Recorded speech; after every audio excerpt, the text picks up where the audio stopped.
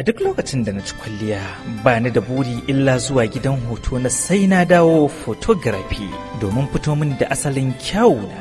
Gidan hoton fa ya haɗu ɗagwas caras gwanin ban sha'awa.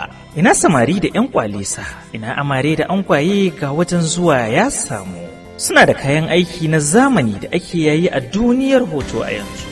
Gidan hoton sai na dawo na da tsari kuma a natsa suke aikinsu wanda sai kun yaba.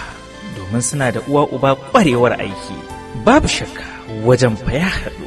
Za ku iya zuwa lamba 1 da lamba 2 saman benen Ladan Plaza da ke kan titin Hotoran Tishama a unguwar Nasarawa a birnin Kanan Dabo. Suna iya zuwa taron biki ko suna da taron shekara-shekara har ma da taro na ƙarin shekara kuma a ko'ina a Najeriya. Mun akwai kayan aiki na tafi da gidanka. Za ku iya tuntuɓar su akan lamba 070 4111 domin ƙarin bayani.